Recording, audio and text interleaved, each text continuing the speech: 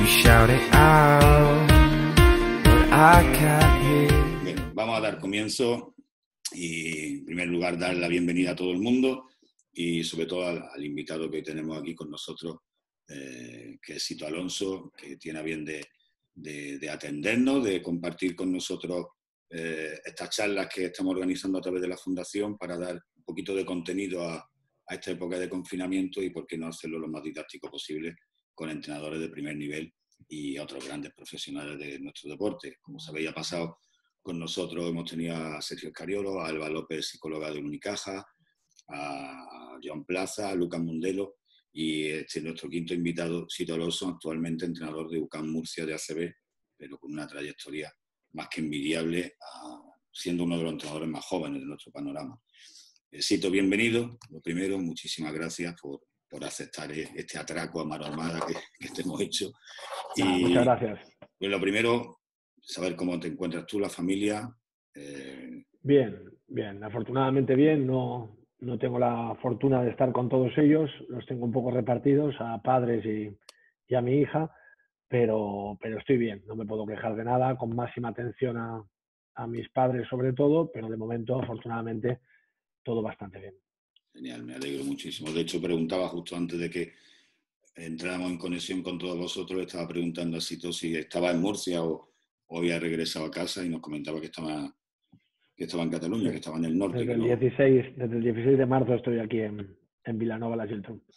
Y antes de comenzar con las preguntas, Sito, me gustaría que nos ayudara un poco a todos. Se había anunciado ayer oficialmente, la ACB anunció ese final de competición que deja, si no me equivoco, que abarca a los 12 primeros clasificados y deja al resto de equipos ya prácticamente, si no me equivoco, sin competir. No hay ni fase de permanencia, ni hay nada por el estilo, ¿no? Entre los cuales, lamentablemente, está tu equipo, está el UCAM Murcia.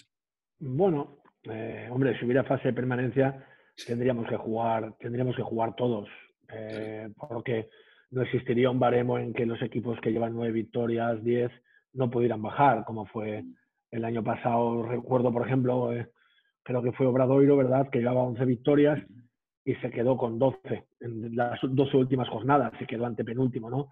Sí. Y este año estábamos ahí con 7 victorias y un partido menos nosotros, 8 victorias Betis y 3 equipos con 9, ¿no? Que eso estaba ahí la lucha, y el Juventud es uno de los de 9 que ha ido para arriba, ¿no?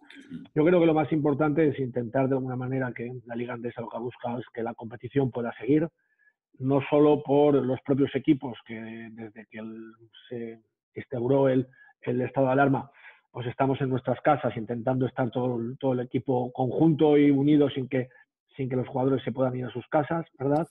Y sobre todo también para los aficionados, espectadores y digamos los proyectos deportivos, ¿no? Para poder intentar jugar, si la sanidad lo permite, intentar jugar, ¿no? Y quizá todos no daba tiempo, hubiera sido lo mejor, y poder jugar.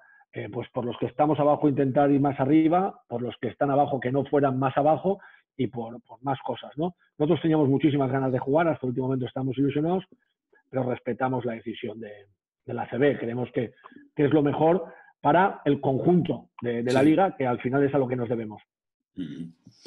Pues el final de competición que vamos a tener en la primera competición, valga la redundancia, la primera Liga Nacional, como es la ACB. Y bueno, vamos a dar comienzo dentro de las entrevistas que estamos llevando a cabo, las preguntas que nos envían todos los participantes de nuestro clinic y otros muchos amigos que nos siguen. Hemos recopilado una serie de preguntas, la hemos dividido en 3 bloques, un bloque técnico, otro bloque de opinión y un último bloque que hacemos una batería de preguntas personales para conocer un poco más el lado humano de nuestro invitado. Empezando con este bloque técnico, Sito, Marta Martínez González nos hace llegar la siguiente pregunta. ¿Con qué tipo de ejercicio trabajas el pase y cómo trabajas el rebote ofensivo?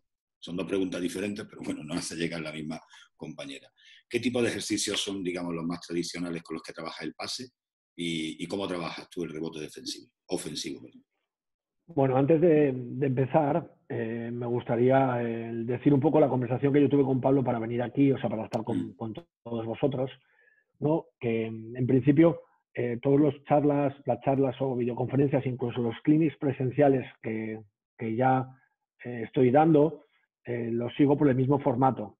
Quiero decir que me expongo un poquito a las preguntas directas de las personas que están en el clinic y no doy un tema fijo Por eso, Pablo, me podía haber pasado las preguntas, pero se lo prohibí, porque creo que es importante que veáis también la reacción. Yo creo que es un buen ejercicio para el entrenador, y yo es uno de los que me he planteado en este confinamiento, el tener la capacidad digamos, de interactuar con vosotros, pero que las preguntas me sorprendan, ¿no? Y en cualquier momento reaccionar como yo creo que las cosas que sé, y cuando no sepa algo, sencillamente os lo diré. O os diré simplemente quién es el mejor que yo pienso que lo sabe, ¿no? Bueno, en cuanto voy a empezar por el rebote ofensivo, primero. Yo en el rebote ofensivo tengo bastantes reglas, dependiendo de los años y en el equipo en que esté. Creo que he intentado muchas veces hacer diferentes cosas por una frase que se me ocurre ahora, que el comentario es la que dijo Johan Cruyff una vez. No soy muy seguidor del fútbol, pero sí que hay diferentes detalles que yo creo que podemos ajustar a nuestro deporte. Y le preguntaban por un equipo que en ese momento jugaba contra el Barça, que era muy bueno en los corners. Era un equipo de máximo nivel en las jugadas a balón aéreo, ¿no? Balón aéreo, balón parado desde el córner. Y le preguntaban una cosa fundamental a él en la rueda de prensa, que él decía, oye, ¿qué vas a hacer? ¿Vas a meter más gente de lo habitual para defender este tipo de situaciones? Y él decía, mira, aquí tenemos dos opciones, o defendernos o atacar. Yo voy a poner la misma gente y eso sí, voy a poner a mis dos centrales en medio campo, ¿no? Y entonces, en función de si ellos tienen la fortuna que nuestro marcaje zonal o no sea capaz de evitar el córner, como no rematen, tienen un problema, digamos, infinito, porque entonces será gol a la contra, ¿no? Entonces esto, cuando yo estaba escuchándolo hace muchísimo tiempo, me dio por pensar diferentes situaciones. Sí que os voy a comentaros unas reglas básicas que yo siempre ejecuto y las trabajo en cada ejercicio, sea de 2x2, 3x3 o 4x4, cualquier tipo de ejercicio. Hay un lanzamiento que para mí me parece muy difícil de decidir lo que hacemos los jugadores en el balance, que es el tiro de esquina. El tiro de esquina. El otro día escuchaba en el CINET, yo no pertenezco al CINET, soy de la asociación, pero creo que es un sindicato que está haciendo un esfuerzo muy grande por darnos información y yo escucho todas sus charlas, y decía un entrenador que me parece que un chico que está entrenando en Bélgica ahora, que el jugador que tiraba desde esquina iba al rebote siempre, ¿no? Fue una cosa que me sorprendió, pero sí que es una cosa que me hizo analizar diferentes situaciones que yo me planteo. Lo que yo hago siempre cuando el jugador que tira de esquina, marco al equipo que siempre vayan solo 2 jugadores al rebote ofensivo, solo 2. Pero como hay jugadores que en mi equipo siempre tienen que ir al rebote ofensivo, siempre, ¿qué quiere decir con esto? Que yo no me puedo permitir el lujo que Sadiel Rojas, aunque sea un jugador que esté en punto a primer hombre de balance, no tenerlo en carrera para ir al rebote ofensivo. No me puedo permitir el lujo de que Sanders o Hanga no vayan al rebote ofensivo, y entonces, si en ese momento están en punta, será uno de los que vaya. Si los jugadores que están debajo, que eran 2, no se han dado cuenta que Hanga está atacando el rebote o Rojas, va a convertirse en 3. Pero la clave y la diferencia con respecto a algunos entrenadores y equipos es que el jugador que tira desde esquina, el balance lo hace diagonal, no lo hace lineal, lo hace diagonal, o sea, tira desde esquina y cruza la pista, para primero molestar el primer pase de contraataque si se hace en esa zona, y segundo, para poder ser un hombre que pueda entorpecer la llegada al medio campo de ese jugador, o con una estadística que en ese momento que yo decidí eso, elaboré, era que los tiros fallados desde esquina, el mayor porcentaje de rebote era en la zona central, caían en zona central, ¿no? Entonces, esto es una primera regla que siempre pongo y que pongo muchas veces en un trabajo de ejercicios, que ese jugador que tira, para que se habitúe, sea el primero que tiene que salir en contraataque de primer receptor, ¿me entendéis? Para que tenga el hábito de ir diagonal, porque cuando se lo dices solo para defender, le cuesta muchísimo, porque es una cosa además muy nueva y que no está acostumbrado, siempre quiere ir lineal o incluso quedarse a robar el balón, por eso trabajo un ejercicio, digamos, que pasa a atacar directamente él, para que él pueda recibir la pelota en zona de línea cruzada, cuando va. Otra situación que creo que es importantísima en el rebote ofensivo es el jugador que penetra. Aquí hay 2 situaciones que trabajo. Cuando es un jugador que penetra y pasa el balón antes de cruzar línea de tiro libre, y este jugador, el primer pase ha sido tiro, o sea, pasa para un jugador que tira, no va a ir al rebote ofensivo, va a encargarse el balance. pero como sobrepase la línea de tiro libre, entonces sí que tiene que ir al rebote. En dos circunstancias. Una, imaginaros que ha pasado la línea de tiro libre y en el primer paso, después de pasarla, la pasa, es muy fácil para él. Y otra diferente es cuando este pase ha llegado en la última posibilidad, casi debajo del aro. Él tiene que hacer un movimiento de finta de balance para volver a zona central para coger el rebote. Si ese jugador se ha salido del campo, no intervendrá en el rebote ofensivo, pero sí que intervendrá en dos situaciones. Primero, en las típicas situaciones que veis que el jugador coge el rebote del pívot y se gira ya para dar el pase con el balón a la vista. Cuando viene por detrás, tiene la obligatoriedad de robarle balón. Si no lo ha podido hacer, no lo intenta y al primer pase que da el pívot va por detrás, obligatorio, sin que su objetivo sea ponerse por delante, al robo de balón de ese jugador que bota. Esta es una situación un poco diferente, ¿no? Que a mí me gusta trabajar en el rebote, ¿no? Luego, como os he dicho, hay jugadores marcados que no puedo perder su capacidad de rebote, no la puedo perder, ¿no? Tenía un jugador en el poco tiempo, que eso es un tema ya para otro clinic, que estuve en Cedevita, ¿no? Por unas cosas que me pasaron ahí muy divertidas, que era Elgin Cook. Elgin Cook era quizá el mejor rebotador ofensivo que he tenido en mi vida. Y él nunca renunciaba al rebote. Me da igual que estuviera en esquina, me da igual. Y era el único jugador al que se lo he permitido que fuera incluso a por su propio rebote desde el 6.75, porque tenía una capacidad de reacción que antes de que llegara el balón, sobre todo cuando él se daba cuenta, que esto algunas veces nos pasa, que había fallado, él enseguida se daba cuenta y leía efectivamente dónde iba a ir la pelota, ¿no? Todo el mundo lo sabía y entrenábamos estas situaciones para que esto no nos causara un problema en el balance, ¿no? Una cosa que sí me gusta mucho en el rebote es tener al jugador que está jugando en últimos segundos. Esto es lo que más me gusta trabajar. Los últimos segundos me parece una situación fundamental y diferencial. ¿Quién está jugando en 1 contra 1? ¿Qué tipo de tiro se realiza? Y sobre todo, y más importante, ¿quién es el jugador que está al lado del tiro? ¿No? Estos tres conceptos son los que yo intento enseñar a mis jugadores en pretemporada, y con estos conceptos trabajo en todos los ejercicios que tengan contacto o 5 contra 0, que juguemos con tiempo en los ejercicios de entrenamiento, ¿no? ¿Qué quiere decir? Que si tú estás jugando con Booker, el 93% de las ocasiones que juegue 1 contra 1 no va a penetrar. Sabes lo que va a hacer, ¿no? Va a tirar seguramente hacia izquierdas, puede fintar y tirar de 2 puntos a 5 o 6 metros. Entonces el jugador de al lado tiene que proteger a Booker, sobre todo si este jugador es un grande y no quiere puntear el tiro, sino que quiere puntear e irse al contraataque. Entonces ese jugador sí que tendrá que salvarnos el balance defensivo sin ir al rebote. Pero si ese jugador es Rojas, no va a salvar a Booker. Entonces, rápidamente, cuando Booker se toma el tiempo del 1 contra 1, que suele ser 5 o 6 segundos en balón parado, hay un jugador que enseguidamente tiene que detectar que es Rojas ese jugador, e incluso, como a Booker le saltan mucho el 2 contra 1 en últimos segundos, cuando eso sucede, Rojas entrar ya en corte para recibir o estar en buena posición de rebote, y el otro salir fuera para protegerle y hacer un pequeño bump o quedarse al jugador de Booker en ese punteo, ¿no? Estos son un poco de situaciones del rebote que yo creo que se pueden trabajar y que son un poco diferentes algunas, ¿no? Muy diferentes, yo creo que se sale un poco de la norma. La otra parte de la pregunta, disculpa, ¿con qué tipo de ejercicios trabaja el pase, Sito? El pase es que es un tema muy... Claro, estaríamos hablando en función de qué tipo de categoría. En el caso del mío, lo primero que me gusta hacer es analizar cómo cada jugador es capaz de pasar la pelota, ¿no? Y esto pongo un ejemplo muy gráfico para, creo que todas las fotos que veo, todos tienen una edad que conocerán a estos jugadores, ¿no? Si yo tengo en mi equipo a Elmer Bennett,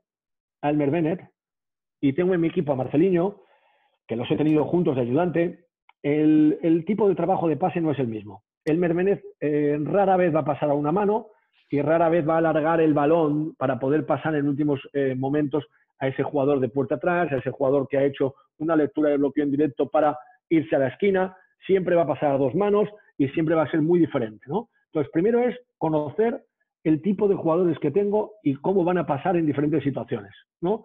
Luego me gusta siempre, en ejercicios donde haya por lo menos un defensor, empezando por la mínima dificultad. Por ejemplo, un jugador que esté entre medios de 2 situaciones y que yo ataque y que tenga que sobrepasar con el pase. ¿no? Unos lo harán al estilo Marcelinho y unos lo harán al estilo Elmer Bennett. Pero poner esta disyuntiva con solo un jugador. Cuando ya han mejorado, puedo poner a su propio defensor, no siempre en buena posición, sino a veces llegando en retardo, para, sobre todo con los jugadores exteriores, que son jugadores que tienen la capacidad de dirigir el equipo en cuanto a los pases se refiere, tienen más capacidad de pase decisivo habitualmente, pues sean capaces de gestionar cómo tienen que colocar el cuerpo a la hora de pasar. Es una de las cosas que yo veo trabajar muy poco incluso en cantera. A mí un ejercicio que me gusta mucho en la última etapa de cantera, incluso la principal, es que los jugadores vengan por detrás y tengan que, a defender, tengan que contactar con el cuerpo y luego haya una ventaja numérica delante donde tenga que ceder el pase a la vez que tengo en mi cuerpo a un defensor, ¿no? Y entonces, porque muchas veces solo damos buenos pases en los momentos en que estamos verdaderamente liberados, tanto yo como el jugador al que tengo que pasar, ¿no? Luego, me gusta trabajarlo muy bien para los interiores. En mi sistema ofensivo, aunque yo creo que voy a cambiar muchos detalles con este confinamiento, hay mucho tiempo para cambiar muchos detalles. En los últimos 7 u 8 años, el pase desde el poste bajo para mí es una herramienta fundamental. Y, obviamente, como tengo muchos recursos a nivel táctico para utilizarlo, el equipo, no yo, el equipo, al que le pongo muchos recursos para que lo utilicen, tengo que trabajar la técnica del pase. Hay jugadores como Marko Todorovic que no pierdo ni 10 segundos, ¿no? Porque él tiene la capacidad. Ya lo tiene, claro. Claro, pero si tiene que estar compartiendo pista con Latavius Williams, aunque cuando salga él, Latavius Williams, reduciremos los pases desde el poste bajo para darle ventaja a sus virtudes, intentaremos que si en algún momento tenemos que aprovechar esta situación, sea capaz de hacer lo que mejor sepa hacer. ¿Qué quiere decir? Si tiene solo un tipo de pase, intentaré que lo mejore de una manera correcta, ¿no? Por eso es importante el no generalizar, no decir una cosa específica para cada equipo ni para cada jugador, ¿no? Sino trabajar siempre en función de ellos y no perjudicarles en función de lo que queremos nosotros que pase, porque a mí me gustaría que todo el mundo pasara como Pau Rivas, como Ricky Rubio, como Josep Frank, como Raúl Neto, jugadores que yo he tenido y con los que he podido experimentar diferentes situaciones de pase, pero he tenido otros, como el propio Booker, que no hace este trabajo y que no le voy a enseñar yo a hacerlo, porque sería empeorarle a él, lo buen jugador que es, ¿no? Entonces, por eso digo que hay diferentes situaciones para trabajar el pase. Depende también, Marta, de lo que tú quieras buscar, porque hemos visto ahora, yo he visto esta mañana no sé si ya me lío tantas screens que estamos viendo, trabajando el contraataque. Yo creo que ha sido esta mañana uno que he visto de Salva Maldonado y de Jaume, 2 seguidos que hicieron en Cantera TV, o no me acuerdo cómo se llama, que explicaban el pase también largo de contraataque o las llegadas en contraataque, ¿no? Ahí hay que tener una capacidad diferente, si estás en formación o si estás en profesional, qué tipo de pases de ejercitar y qué tipo de ejercicio, ¿no? Yo recuerdo que con Aito hacíamos a veces un montón de tiempo que pudiéramos, como el pívot siempre corría mucho, el 5 siempre tenía una capacidad de correr en nuestros equipos muy grandes, Robert Archibald, que en paz descanse, ¿no? El propio Lubos Barton al 4, ¿no? Charles Gaines, pues trabajaban los bases pues 5 o 6 minutos cada día por la mañana, el pase por encima del defensor de pecho. Claro, es que el pase de pecho está casi nunca se utiliza. Pero en esa situación sí que lo trabajaban y era una parte específica que Aito en ese momento, que lo pongo como ejemplo para Marta, quería trabajar y lo trabajaba. Y un ejercicio que era muy pasivo porque todo el mundo hacía de pivot, 3 o 4 hacían de aleros, o sea, de jugadores de pase, y lo hacíamos así para empezar el entrenamiento, ¿no? Y era específico para esa situación. Genial. Siguiente pregunta tenemos a Javier Maldonado. Nos hacía llegar la siguiente cuestión. ¿Cómo trabaja Sito la comunicación defensiva? Me parece además una pregunta más que interesante que ya ha salido en otras entrevistas, porque creo detectar que muchos entrenadores tenemos ese problema a la hora de hacer nuestro trabajo, en mi propio equipo también, y mi compañero José Ramos, que es uno de los entrenadores que está presenciando la entrevista, también lo ha formulado en otras entrevistas que hemos tenido, precisamente eso. ¿Qué ejercicio recomiendas tú para fomentar o facilitar o mejorar la comunicación defensiva que tanto trabajo cuesta? Bueno, aquí yo me voy a extender en función de que necesito un poquito más de tiempo para estructurar la idea que yo tengo de comunicación y el problema que tenemos en categorías, a medida que van avanzando, hay más problemas de comunicación porque hay un problema en la formación, siempre desde mi punto de vista, ¿eh? Afortunadamente tuve la suerte cuando me echaron del Barcelona, que fue una suerte, digo, para lo que voy a contar ahora, no que me gustara que me echaran, ¿no?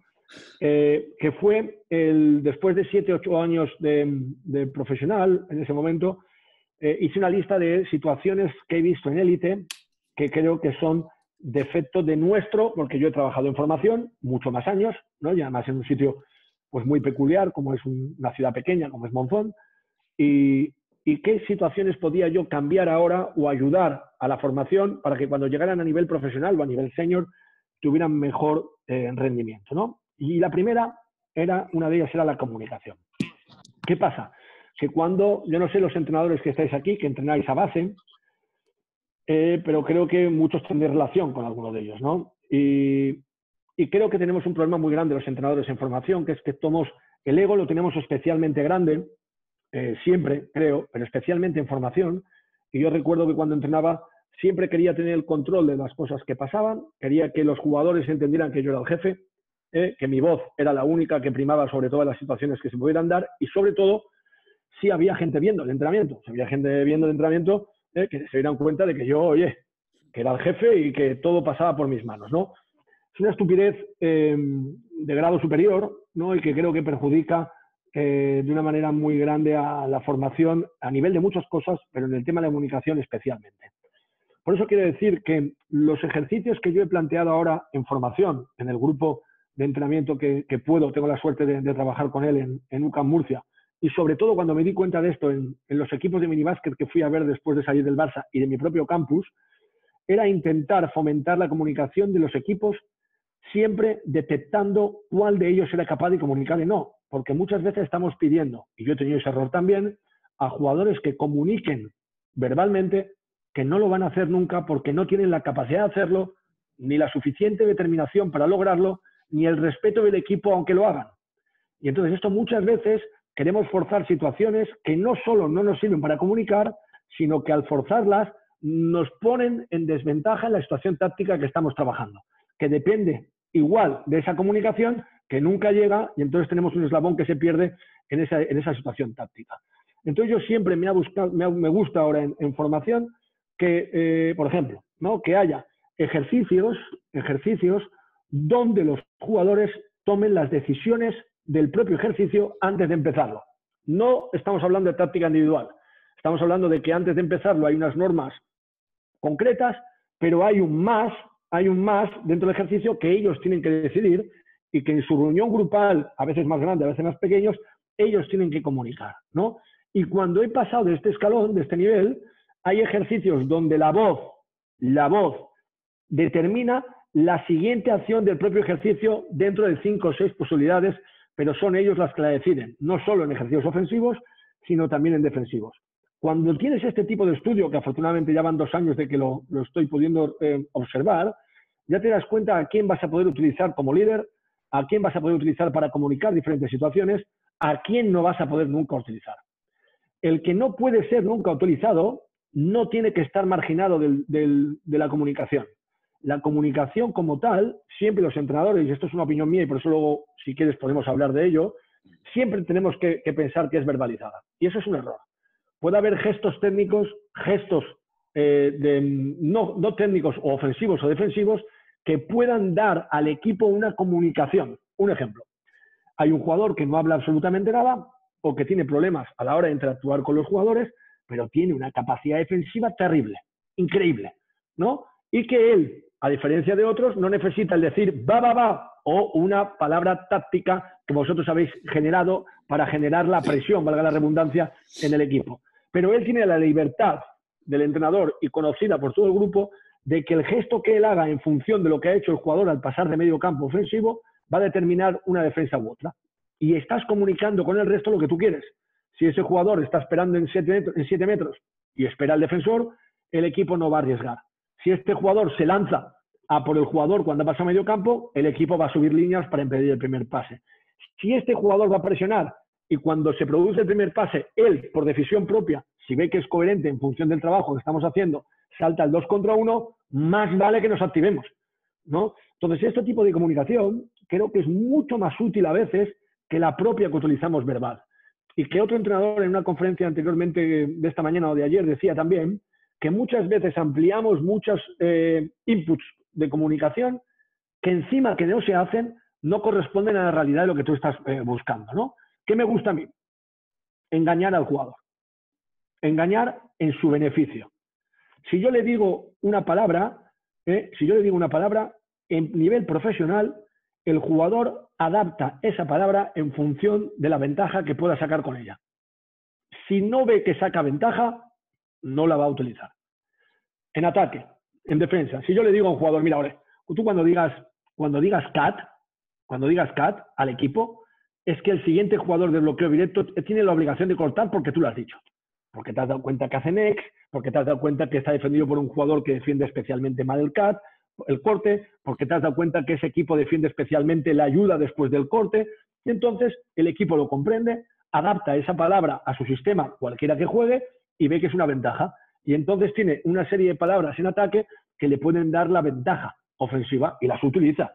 Si tú, por ejemplo, generas una situación de peligro en tu equipo, en el que imaginaros que decís la palabra rojo, cualquiera que queráis, pero rojo, como si casi siempre la utilizamos como alarma, ¿no? Pues tú imagínate que quieres defender los bloqueos directos de una manera muy agresiva y que cuando el pívot está llegando, no está preparado para defenderla.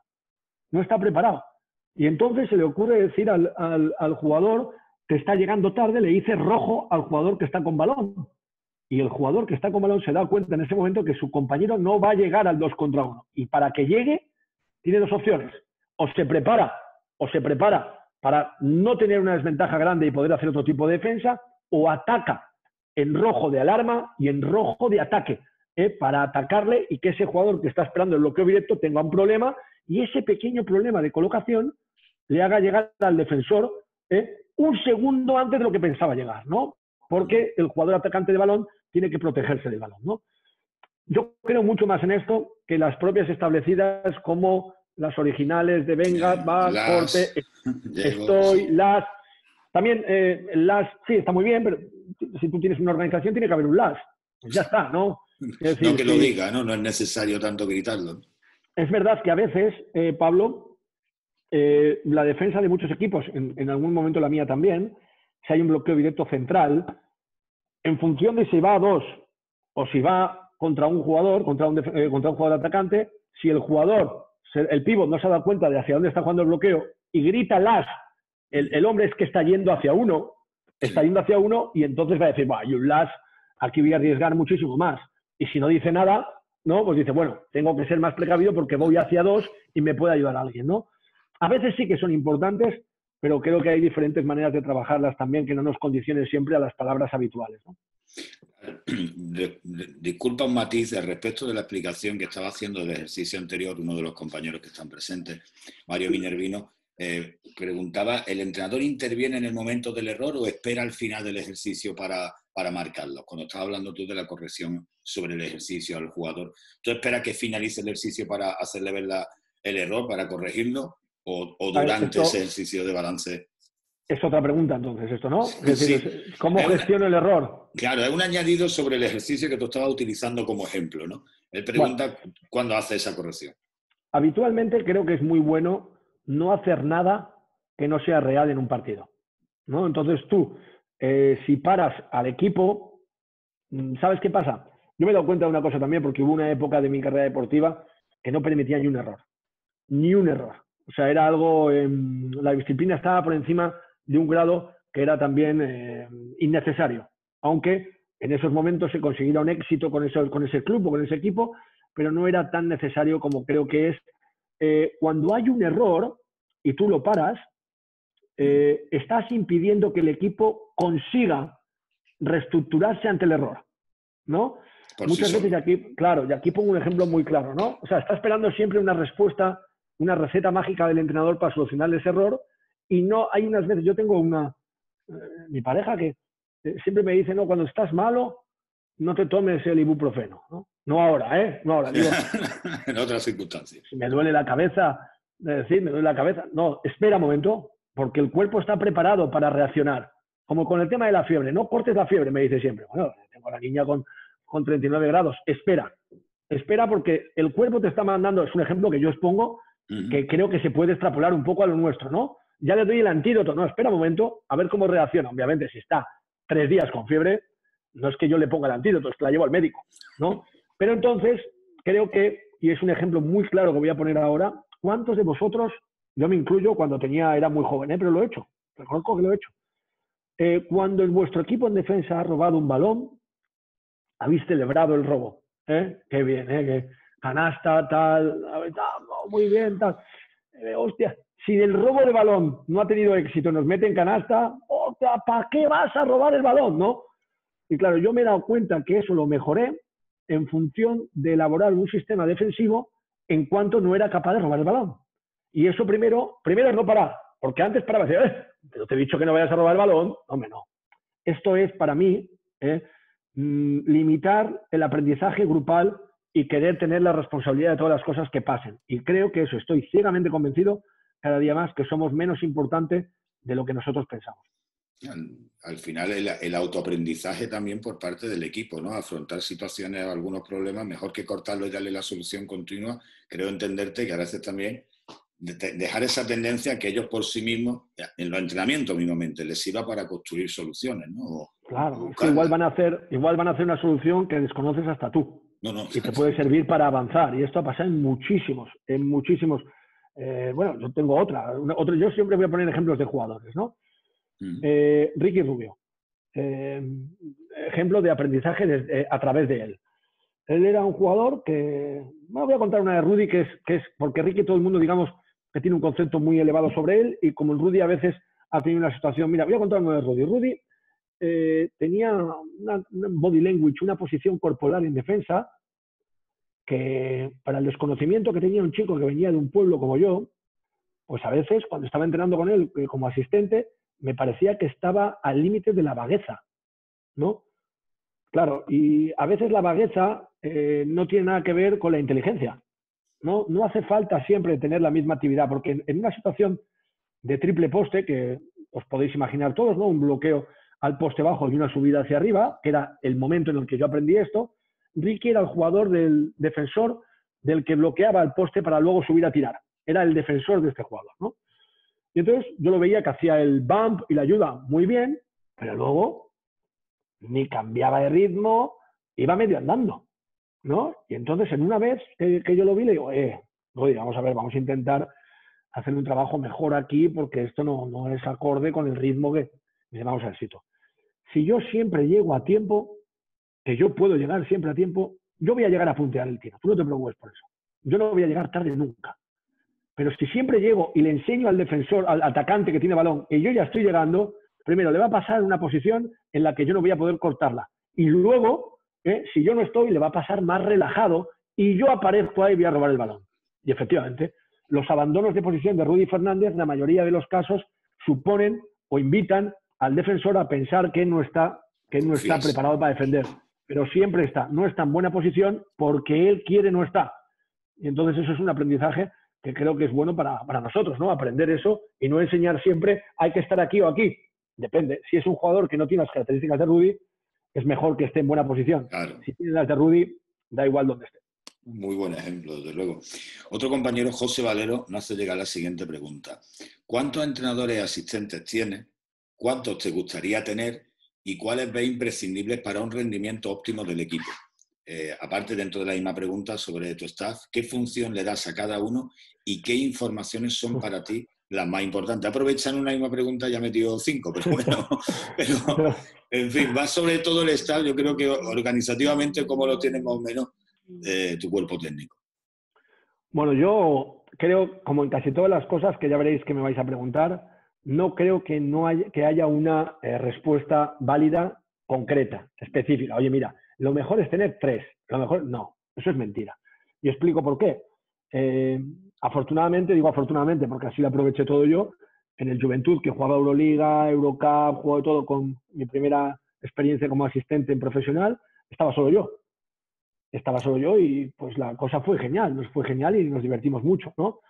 Luego, he estado en equipos donde he tenido 3, ¿no? Por ejemplo, en el Barça, ¿no? Tenía 3 personas que, bueno, ahora tengo 2. Yo creo que en un equipo profesional, si juegas una sola competición, con uno te vale. El problema es la disposición que tenga ese entrenador ayudante y el entrenador y el entrenador jefe para trabajar. Y miradme por qué digo esto, porque aquí os vais a sorprender, ¿no? Porque, claro, si estáis ahí diciendo, hostia, tiene un entrenador, está tirando por tierra a los demás, cuando más estemos, mejor. Claro, efectivamente. ¿Qué pasa? Que si tú tienes un entrenador y eres capaz de generar una confianza con tu club, y la plantilla que tienes de entrenadores en la cantera va rotando como entrenador ayudante, tercer entrenador, cada 2 semanas, cada semana o cada 3 o cada mes en función de los que tenga, estás haciendo una cosa diferencial con respecto a los otros clubes y estás formando a un entrenador no solo al trabajo de élite, sino a escuchar a jugadores, sobre todo a jugadores y entrenadores que tienen más experiencia que ese entrenador que tú estás poniendo. Quizás si pones 2, estés, digamos, sin formar, digamos, este grupo de trabajo que a mí no me importaría hacer, ¿no? ¿Qué hago yo ahora, por ejemplo, en UCAM Murcia? Tengo 2, porque uno, que es Lucas, viene directamente de la cantera, de entrenar un cadete, un infantil, que es una posibilidad también que tuve la opción de hacer en Bilbao con Miquel Torre y que creo que es muy bueno. El formar a gente que tienes en tu club para que cuando ese entrenador se vaya, haya ganado más o menos partidos, deje un pozo en personas que han vivido experiencias profesionales con ese entrenador y con diferentes jugadores, ¿no? ¿Qué hago yo ahora? ¿Qué hago yo ahora? El trabajo que tienen ellos es mucho, pero lo voy a simplificar. Primero, reparto de jugadores. Ellos tienen la mitad de jugadores cada uno y es su responsabilidad. No están divididos en pequeños o en grandes, sino en los que yo veo que cada uno les viene mejor en la reunión que tenemos a principio de temporada. Pues si uno tiene más dominio del inglés, si uno es más joven, si uno tiene un genio que necesita una persona con mucha personalidad. Reparto de jugadores, ¿no? Se van a ocupar de ellos no solo a nivel deportivo, sino a nivel personal. A nivel personal. Uno de ellos también tiene la obligación de ser el nexo de unión con los jugadores vinculados y con la cantera. En este caso nosotros tenemos un grupo de 16 jugadores a los que entrenamos los 3 cada día, los tres entrenadores, y uno de ellos es el jefe. Tiene la responsabilidad de saber qué pasa con la cantera, quién viene a entrenar con el primer equipo, cómo van los jugadores que tenemos a nuestra disposición, esos 16 que tenemos de cantera que trabajamos de lunes a viernes con ellos, de lunes a jueves, perdón, y uno es el encargado. Otro se encarga del ataque y otro de la defensa. Pero eso es lo básico. Eso es una cosa básica, pero entre los dos tienen la obligación de interactuar para que ninguno de ellos sea especialista total. Eso sí, las responsabilidades que van a tener entrenando van a ir unidas la mayoría de las veces a esa responsabilidad. Quiero decir que cada vez que entrenamos, ellos conocen el entrenamiento, a no ser que yo no quiera enseñárselo, que es un poco exponerles ante una dificultad como la que yo me expongo con vosotros ahora, no saben lo que va a pasar y entonces tienen que reaccionar, tanto jugadores como ellos, ¿no? Pero si saben lo que van a hacer, tienen 4 objetivos. Oye, tú encárgate de los bloqueos directos, la posición del jugador que pam, pam, pam, pam. Oye, tú encárgate de esta situación de scouting que hemos trabajado, pam, pam, pam, pam, ¿vale? Luego, del scouting. Los dos tienen que ponerme cuando acaba el partido. El domingo jugamos, ¿no? Cuando acaba tiene que haber un pendrive en la mesa. Un pendrive donde esté lo que yo llamo conocimiento. Conocimiento del equipo rival al que nos vamos a enfrentar la siguiente semana.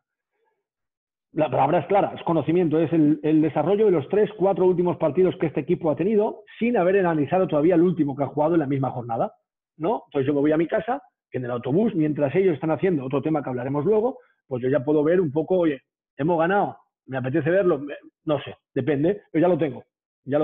Jugadores, sistemas, tal. Este conocimiento es muy amplio.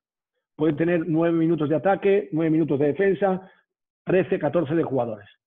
Todo esto, tenemos una reunión el martes donde ellos tienen que tener preparado ya lo que sería el scouting final. Ya no es el conocimiento, es el final. Tienen que haber reducido esto por unos filtros que saben que yo tengo, que yo les he hecho conocer, y yo he hablado con ellos siempre temporada, y allí lo hablamos todo. Jugadores, ataque y defensa. Opinamos y filtramos. ¿Para qué esta filtración? No puede durar el vídeo entero más de 10 minutos. No puede durar. En situaciones especiales sí, pero todo tiene que verse reducido para que el jugador comprenda a qué se van a enfrentar, pero sin que esté pensando que se van a enfrentar a algo que es imposible de mantener en su cabeza, ¿no? Hay uno de ellos que se encarga de los tiempos muertos. Hay uno de ellos. ¿Qué quiere decir? Que yo tengo que tener en el pendrive también un apartado de tiempos muertos donde el equipo que nos enfrentamos, las cosas importantes de los tiempos muertos las tengo que tener yo puestas. Tanto el tiempo muerto en vivo como en papel, ¿no? Para saber un poco las situaciones de los tiempos muertos, ¿no? Vamos a dejar un poco ya el scouting semanal, ¿no? Más cosas que tienen obligación de hacer.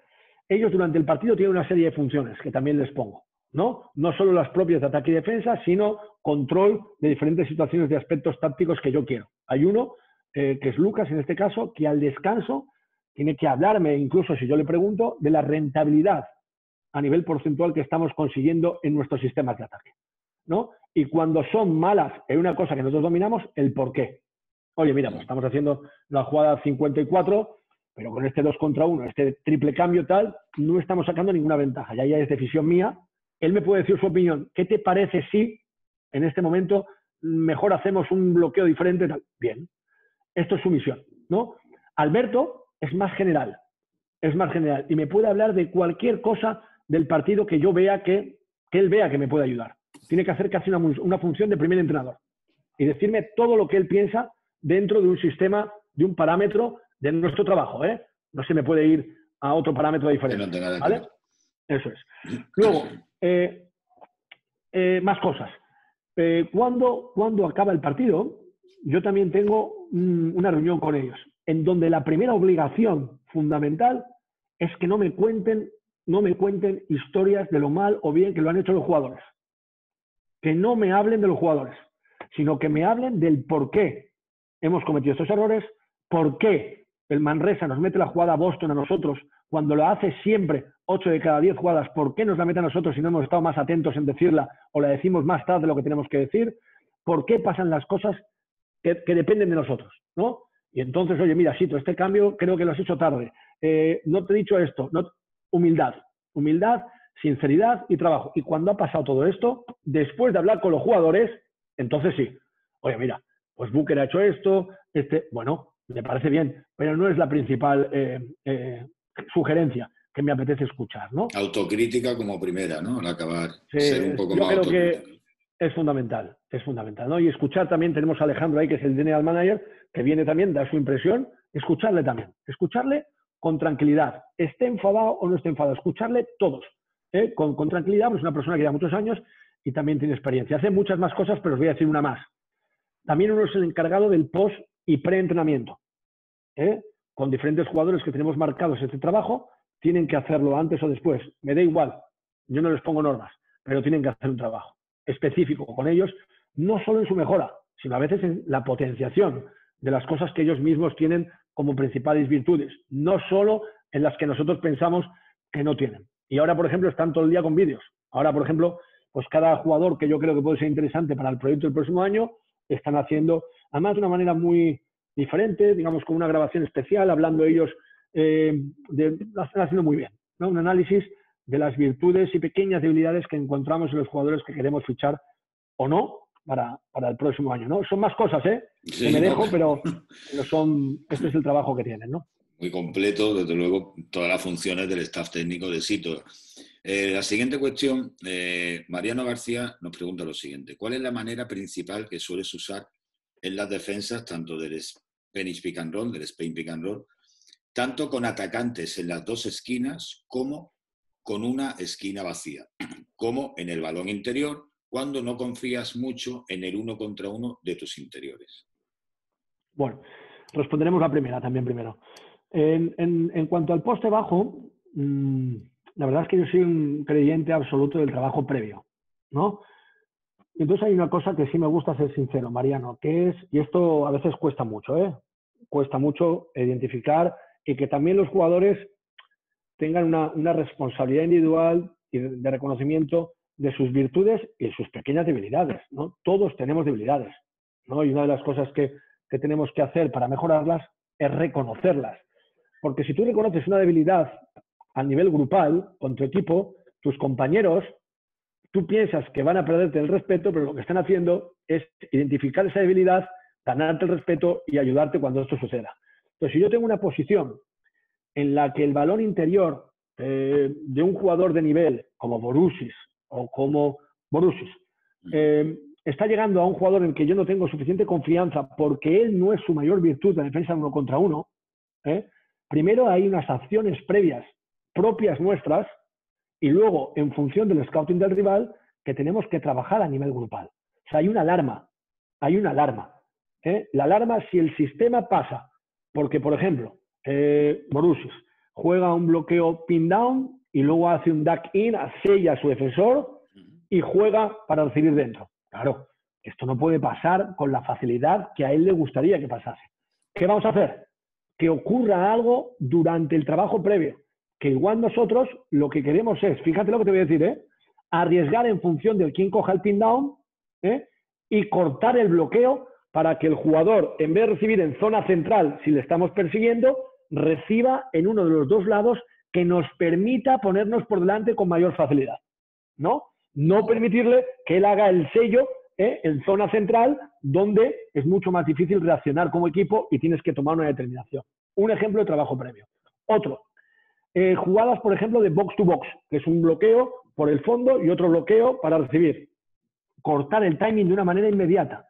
Si el peligro es del jugador 5 debajo del aro, igual, durante esa semana, trabajamos el cambio en el box to box para negar el pase. O gritamos, una de las situaciones de comunicación que hablábamos antes, para que el jugador de balón, si el box to box es hacia este lado y el jugador de balón está aquí, presione mucho aquí para dejar que este jugador se vaya al otro lado. Y entonces desviar la atención. Ojo, Mariano, esto es una acción de trabajo previo que a los 2 segundos, a las 2 jugadas, el otro equipo ya, en vez de jugar el box to box, el pívot finta y ya vuelve hacia ese lado. Y entonces te encuentras con el problema real otra vez, ¿no? Entonces, ¿cuándo sucede ya que el balón lo tienes tú? Que lo tiene ya ese jugador, ¿no? Aquí hay 2 opciones. Primero, si no hemos conseguido todo el trabajo previo y ya lo tiene, puedes establecer una norma grupal. Que digas, oye, que todo el mundo identifique que cuando este jugador llamado, me da igual, todos vamos a hacer 2 contra 1 por línea de fondo. ¿Vale? Ojo, este jugador no tiene la posibilidad corporal de intentar mandar a ese jugador en línea de fondo, porque le va a ir en línea recta y no va a llegar el 2 contra 1. No va a llegar. No va a llegar. Y encima, haciendo el scouting del equipo contrario, Mariano, el siguiente jugador es el base. Entonces, no te genera ninguna ventaja. Entonces, bueno, hay que arriesgar. A veces incluso hemos hecho que el jugador que pasa, cuando el balón está yendo, ya va al 2 contra 1 y rota de una manera bestial todos los jugadores para dejar el pase más lejano como último, ¿no? Entonces, no hay una, como en casi todo que os voy a hablar, no hay una norma específica. Pero a mí me gusta mucho utilizar este tipo de situaciones. Trampas previas y situaciones tácticas que inviten a una mayor complejidad. Pero ojo, igual lo que prefiero, y esto te va a sonar de una manera. Yo recuerdo una final Barcelona-Bilbao Basket, que Bilbao Basket llegó a la final, que Xavi Pascual permitía el 1 contra 1 de Alex Mombrú en poste bajo. Lo recuerdo perfectamente. Ahora, y es un jugador que cuando juega el poste bajo es determinante. Pero cuando yo lo tuve, me di cuenta de cuanto más cosas me hacían y cuantas menos metía él, mejor eran las opciones de poste bajo. Porque metía a Bertans, metía a Hanna, metía al otro, metía a él, metía Bogris, por las ayudas del resto. A veces, cuando el trabajo previo no ha funcionado y tienes establecido ese 1 contra 1, has de intentar que ese 1 contra 1 se produzca y permitir 4 o 6 puntos y no 25 con los 6 puntos. Esto pasa mucho con Dublevich a veces. Cuando él es el que juega 1 contra 1 y luego se la pasa a San Emeterio, se la pasa a Lloyd, se la pasa a... Bueno, entonces ya es un cachondeo del que no... Entonces, esa variación táctica durante el partido también te da una riqueza y una menos flexibilidad al jugador que ataca para obtener la respuesta inmediata en lo que estás haciendo, ¿no? Y hay otra que te voy a decir, que yo la he utilizado bastantes veces, este año no me ha salido muy bien, que es dejar que ese jugador se acerque a canasta y cuando ya se gira el jugador de top, el jugador que está en el top o el jugador que está enfrente de él, va a taponar por detrás. Y si no es taponador, siempre establecer dentro del scouting previo un taponador. Es decir, oye, pues imagínate que es Kyle Hahn. No es el caso, porque es un tío capaz, ¿no? Ni Tumba ni Emi Kate tienen este problema. Pero imagínate, Jarrell Ledy, que es un tirador sensacional y tiene ese problema. Pues aguanta la posición y cuando se gira Toko Sengelia, pues va a tirar y va directamente rojas. hacer el tapón siempre, que a él no se le va a olvidar nunca, porque es su acción preferida, ¿no? Entonces, este tipo de cosas, Mariano, son las que me gusta a mí trabajar con desventajas de 1 contra 1 en poste bajo. ¿Te sirve, Mariano? No, ¿sí? Vale, en cuanto al Spain, te voy a reconocer que en diferentes equipos que he estado me ha parecido una situación súper fácil de defender con una regla, y en otros equipos que he estado ha sido un desastre total. Recordando el mismo partido de Manresa, Pedro Martínez elaboraría Spain en el último cuarto 14 veces. No, obviamente porque veía que era una debilidad y que nosotros no estábamos sabiendo defender, primero con nuestra defensa principal, que siempre es, Mariano, defender el bloqueo directo bien. ¿Qué quiere decir? Que no puedo, cuando el Spain se está defendiendo ya, mirando el bloqueo y no defendiendo al hombre de balón, porque en cuanto el equipo contrario lo identifica, desaloja el bloqueador de Spain para no permitir el cambio entre exteriores y hace un buen bloqueo sellado para que pueda tirar, y en ACB la mete todo el mundo, si no es a 6,75, a 5 metros, ¿no? Pues primero defender el bloqueo directo. Tú dices, oye, yo lo tengo en flat, ¿vale? En flat. Yo hago 2 contra 1, 2 contra 1. Yo hago cambio, pero defender el bloqueo directo. Y luego siempre intentar que el jugador que está desarrollando el Spain destroce la posición del bloqueador, que no le permita ejecutar el bloqueo donde él quiere. Pero sobre todo, pongo una pauta que creo que es fundamental. Me parecía muy sencillo y porque en todos los equipos lo he defendido bastante bien, ¿no? Excepto primer año de Bilbao, que no se jugaba tanto. Yo lo jugaba tuvimos la suerte de jugarlo en el Prat, en Liga EVA, el Spain, sobre todo en transición, que hace mucho daño, pero se recuperó en ACB y sobre todo a mí me lo jugaba también el Barça de Xavi Pascual en Bilbao, ¿no? Porque no lo teníamos muy ajustado al principio de temporada y siempre me lo jugaba, ¿no? Sobre todo con el 4, con Dolman al 4, ¿no? Y yo siempre lo que intentaba era luego ya destrozar ese bloqueo para que no lo pudiera hacer en donde quisiera, y sobre todo, por favor, que ese jugador que defienda al bloqueador no se quede esperando para hacer el BAM, sino que acompañe al jugador lo más alto posible, y si quiere hacer el BAM, que lo haga, pero lo más alto posible, por favor. Tenga la norma de cambiar o no con el exterior, que no se quede hundido, ¿no? Eso es una norma. Y siempre ayudaba con el hombre de esquina cuando lo hay, como tú muy bien has dicho, ¿no? Siempre que no lo hay, y estamos avisados y por scouting, toma mucha menos responsabilidad el jugador que defiende el bloqueo. ¿Qué quiere decir? Que tiene la obligación el jugador interior de defender el bloqueo directo, pero empujándole hacia donde está jugando el bloqueo, porque si no hay jugador en la esquina, hay mayoritariamente más jugadores en el lado hacia donde va el balón. Y contribuir todos tipo next o tipo ayudas de finta de recuperación para que no tenga ventajas del balón, y el jugador que ha intentado, digamos, coger que han hecho el bloqueo, pueda evitarlo mejor y llegar para evitar la ayuda que no hay, ¿no? Que es en el otro lado, ¿no? Esto es un poco las premisas. Pero, mira, con Baskonia, con el CSK, que lo jugaban siempre, el CSK jugaba 25 minutos, claro, de Colo y Teodosic, y Heinz bloqueando. Entonces era algo bestial. Pues una de las situaciones que mejor nos salía era cuando reconocíamos el Spain, nos poníamos una defensa que hemos llamado durante mucho tiempo especial, que era el pivot, se iba debajo del aro inmediatamente. El jugador al que le hacían el bloqueo se ponía en la espalda de Teodosic, ¿no? Y el otro jugador, no había bloqueo al pivot, porque se iba debajo del aro inmediatamente.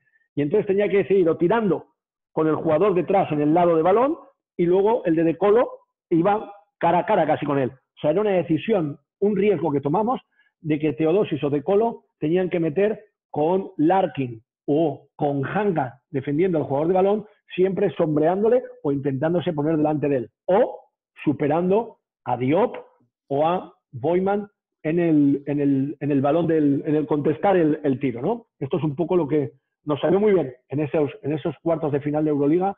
El porcentaje de su acierto bajó de una manera radical. Vale. ¿Sí, Mariano? Perfecto, pues continuamos con la siguiente pregunta. Otro buen amigo y gran seguidor tuyo, José Santaella, desde Córdoba, nos pregunta lo siguiente. Buenas, cito. Quiero recordar que en uno de los clinics de Albacete nos hablaste de los diferentes castigos con los que desde el ataque sacas ventaja.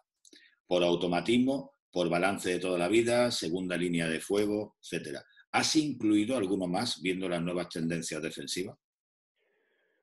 Sí, la verdad es que es una de las cosas que más me obsesiona, ¿no?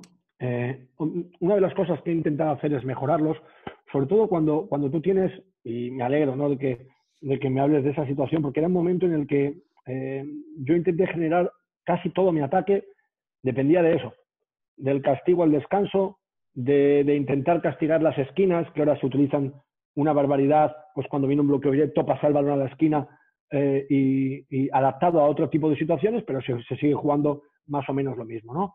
Ahora lo que me gusta mucho hacer es, digamos, que esa situación que tenía antes, subirla a un nivel mucho más alto, ¿no?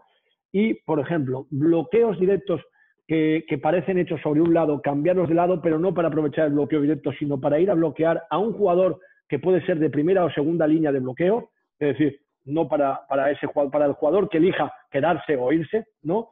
Luego situaciones que me gustan mucho, digamos que las reglas de poste bajo que he jugado de toda la vida, con Jarrell siempre las he ajustado a los jugadores que he tenido, las ajusté con Bargnani, porque no podía hacer las habituales, las he ajustado este año con Jarrell Eddy, y siempre esos automatismos que tú tienes dentro de tu filosofía, que los demás piensan que las tienes, ajustar diferentes detalles que les hagan equivocarse dentro de ese propio scouting vago, que no es vago, pero que está defendiendo un automatismo de una filosofía de un entrenador.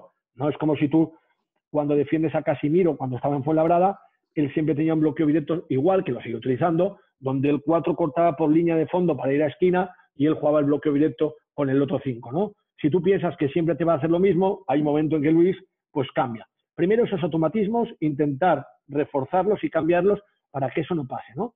Y luego lo que sí me ha gustado hacer en estos últimos años es diferentes situaciones en el momento de link, que yo llamo, que es en el ajuste de balance defensivo a pasar al ataque, el buscar diferentes situaciones. Tenía unas y ahora el buscar unas diferentes. Unas me han salido muy bien y otras han sido un auténtico desastre, ¿no? Y es bueno reconocerlo y saber que tienes que mejorarlas, ¿no? Pero en esa situación también me ha gustado, ¿no? Cuando alguien ajusta en defensa de balance defensivo, castigarlo con diferentes situaciones tácticas a nivel ofensivo, ¿no?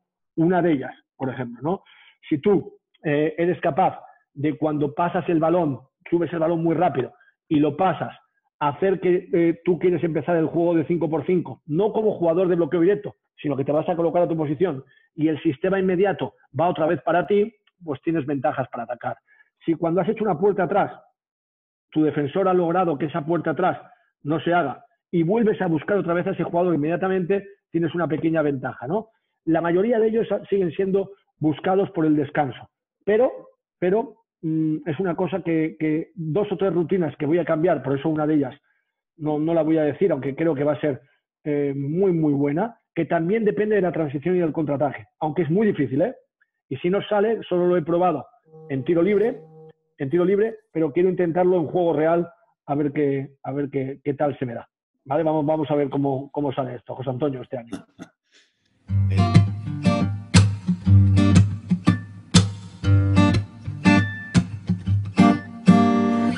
Fly me to the moon, let me play among the stars.